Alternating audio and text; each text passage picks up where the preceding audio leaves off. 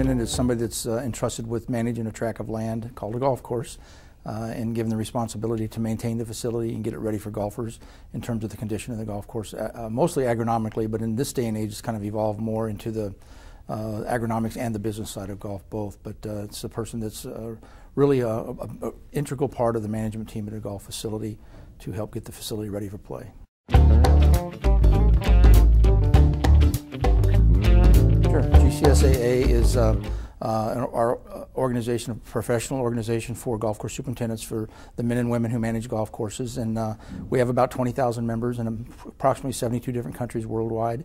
And our responsibility as an association is to provide education and resources and networking opportunities for our members to allow them to do their jobs better. The Environmental Institute for Golf is our philanthropic arm, which raises money for environmental education research and things like that to advance the compatibility with golf and the environment.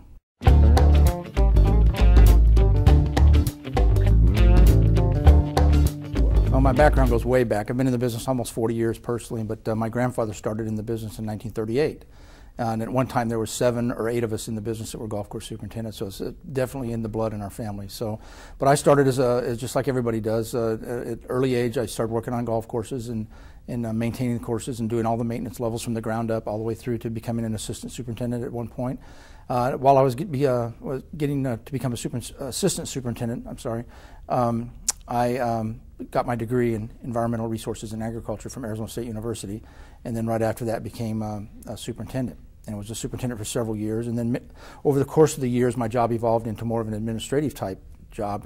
So I was managing not only the golf course and the agronomic side of it, but I was also in charge of the food and beverage operation and managed the contract for the golf professional and those types of things. So I was more of a general manager type position. And that evolved into my position at Torrey Pines Golf Course, where I was the golf operations manager, and had the opportunity to put on the U.S. Open in 2008. And then all that time, during that whole time, I decided that I needed a little bit more business acumen and business background, so I went back and got my master's degree in business administration. So all of that led to me becoming CEO. After all of that, for 35 years or so in the business, led to me becoming the CEO in June of 2008. You know, I love it. It's a great position. There's no doubt about it. Now, we did have some challenges in 2009 with the economy, and so those are things that was the toughest thing to deal with. And I can honestly say, in my 40 years in the golf business, 2009 was one of the toughest years that we've had, that I've had personally, just dealing with all the issues we dealt with related to the budgets and things like that.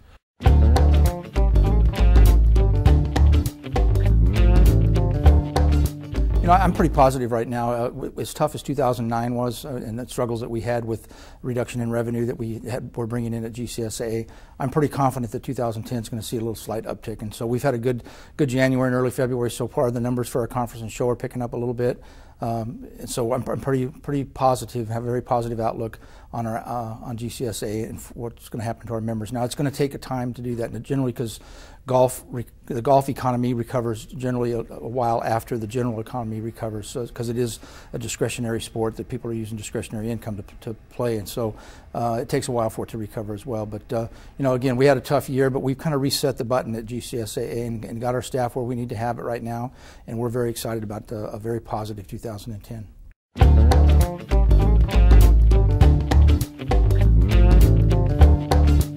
You know, one thing everybody in the golf industry can do, the simple thing, is to play more golf. There's no question about that. But obviously, they can help support the programs that will grow the game. There's a lot of programs out there that are at the facility level, like Get Golf Ready, Play Golf America, and those types of programs that the superintendent can be involved in and support at the facility level. And you know, all of us in the industry need to play a little more golf. There's no doubt about that. We seem to get busy, tied up with our jobs, but I think it's probably good advice to get out there and lead by example and play a little bit more ourselves. But superintendents, I think for them to get out and play the course and to get involved in it and really understand what the golfer's perspective is and what they're seeing out there is very, very important for them to play golf. So I think it's supporting these programs and actually playing themselves are the two keys.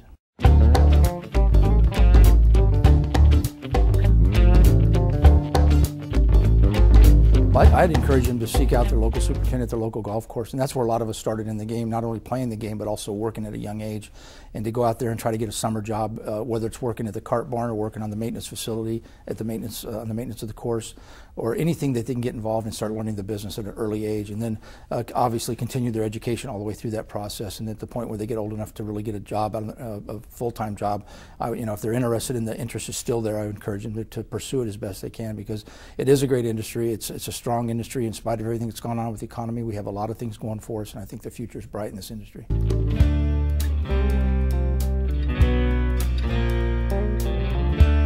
Well, I would encourage the average golfer to go out and actually seek out the superintendent at some point, or if they see him on the golf course, go up and talk to him and interact with him and ask him questions. That's the best way to do it.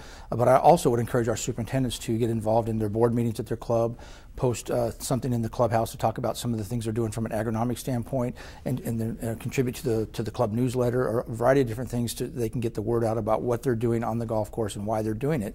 Because a lot of golfers see them out there doing these maintenance practices, but they don't really understand why it's going on. And so if they can, that interaction can take place and get out and interact with the members on a regular basis, even meeting them on the first tee on a Saturday and interacting with the members that way, and just answering questions and getting to know those folks, and it makes a great relationship, I think, over the long term, and I think it educates both parties.